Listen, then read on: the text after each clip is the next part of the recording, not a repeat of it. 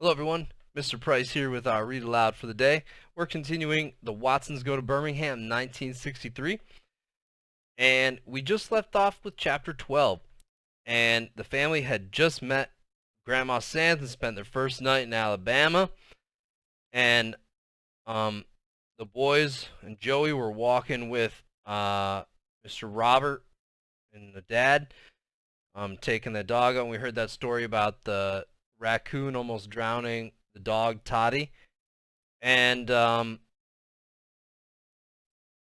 we were told that they were gonna have Kenny go fishing with Byron and Joey the next day. And chapter 13 was titled I Meet Winnie's Evil Twin Brother, the Wool Poo.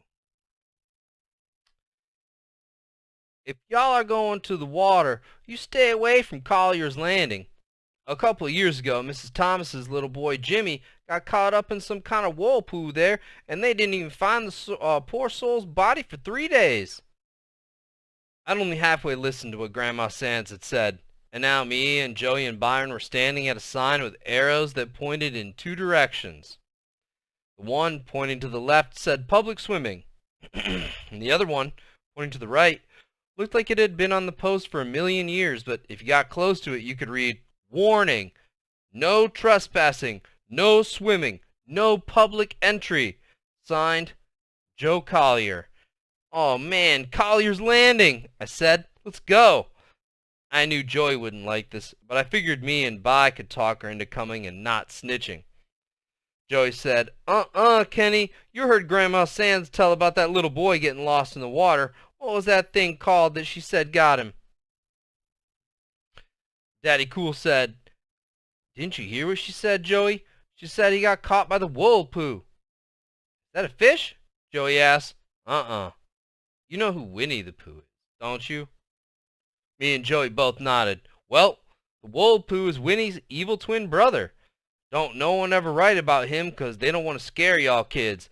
What he does is hide underwater and snatch stupid kids down with him. I figured that dumb story was enough to scare me off, and he started walking in the direction of the public swimming. If Kenny wants to take his stupid little behind down there and get snatched, let him.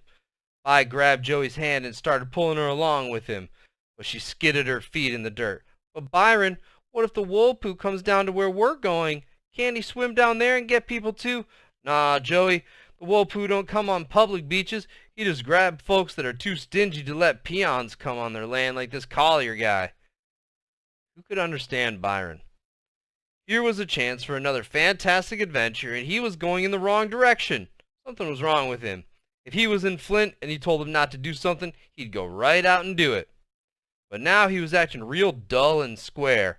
Maybe it was the heat. Maybe just like it had been maybe it was the heat. Maybe just like it had sucked all the energy out of me, it had sucked all the meanness and fun out of Byron. What are you gonna do, punk? Byron shouted over his shoulder. Joey yelled, Come on, Kenny, you know what Grandma Sands said. I couldn't believe it. I really wanted to go see where some kid drowned, and now Bi was choosing this time to listen to what grown-ups told him. Oh man, I'm going to Collier's Landing. Byron shrugged. Have fun. I shouted, What's wrong with you? When are you going to start acting like you normally do? What would Buffhead say if he saw you acting like this?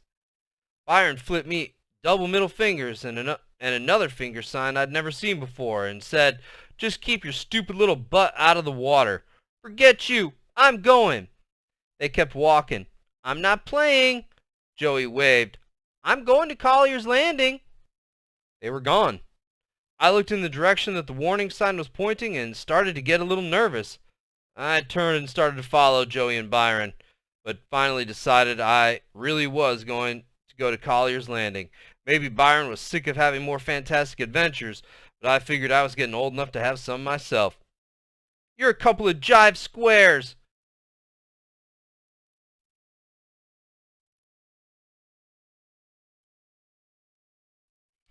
Byron must have thought I was stupid. Who ever heard of something called a whirlpool? I wasn't sure what the lie was, but I knew Byron had made that junk up. Besides, if Winnie the Pooh had an evil twin brother, it seemed like I would have read about it somewhere. Some of the time it was kind of hard to understand what Grandma Sands was saying, but I couldn't remember her saying anything about any whirlpool. If there was If there really was something that snatched kids into the water, Mama and Dad wouldn't have let us come down here, would they? I knew all that stuff, but I was still kind of nervous when I followed the little trail that went through a bunch of bushes and led to the water. I forgot about all of Byron's lies as soon as I saw the water. Collier's Landing was great. The water was dark, dark blue, and best of all, it was about 100 degrees cooler. Joe Collier had put up another sign on a giant tree. Warning! Danger! No swimming! 6 lives been lost here. Bad drop-off. Signed, Joe Collier. 6? Grandma Sands had said 1 little boy drowned here, not 6. I felt dumb and looked real hard at the water to see if the Whirlpool was hiding there. I even looked up and down the shore to see if there were any strange footprints on the ground. I was kind of worried because this sign looked a lot fresher than the first one. I kept waiting for Bi to jump out of the bushes and say something like, "Ah, you little dope, I gotcha. I made you look for a Whirlpool." But everything was real calm and quiet. The water didn't even look like it was moving, but like it was breathing, going up and down, and it made a sound like the wind blowing through the big trees in Flint. I walked right to the edge of the water and still didn't see anything strange. So I figured if there really was anything dangerous, Byron would have followed me here and stopped me from getting hurt, wouldn't he? Then a bell went off in my head. I knew Joe Collier put that sign up because he didn't want to share his lake with anyone. The Whirlpool was some made-up garbage. There's one good thing about getting in trouble. It seems like you do it in steps. Seems like you don't just end up in trouble, but that you kind of ease yourself into it. It also seems like the worse the trouble it is, or worse the trouble is that you get into, the more steps it takes to get there. Sort of like you're getting a bunch of little warnings along the way. Sort of like if you really wanted to turn around, you could. The first warning I should have listened to was when Daddy Cool and Joey followed the arrow to the left and I went to the right. The second warning came when I decided to wade in the water and the knots wouldn't come out of my tennis shoelaces and I had to pull and tug the shoes off with the laces still tied. After that, it's kind of hard to count how many warnings I got, because with the trouble I ended up with, I must have had a zillion of them. Step by step, I kept easing into trouble until I finally was standing in the lake with the water up to my knees. I'd gone out into the water because there were a bunch of little stupid-looking, slow-moving fish right near the shore. I thought maybe I might be able to catch some of them and make them pets. I wasn't afraid because I figured if there was a real Whirlpool and he was in the area, that these little fish wouldn't be hanging around. Alabama fish were a lot friendlier and a lot trickier than Michigan ones. I bent over and stuck my hand in the water and tried to grab a couple, but they kept slipping away like they were covered with soap. They were right there and I couldn't grab them. They didn't even act like they were afraid of me. They just kept swimming around my legs, even bumping their faces into me. Like they were trying to kiss me. It seemed like they wanted me to catch them and take them back to Flint. After missing about 100 times, I stood up and saw the reason the fish wouldn't go out into deeper water. There was a big green turtle about the size of a football, cruising back and forth in the deep water. And he looked just as slow and stupid as the fish did. Wow! Who would want to have a fish for a pet when you could have a turtle? I took a few more steps out into the cool blue water, and it came all the way up to my arms. Getting cool all of a sudden like this made me bug my eyes and suck in my breath.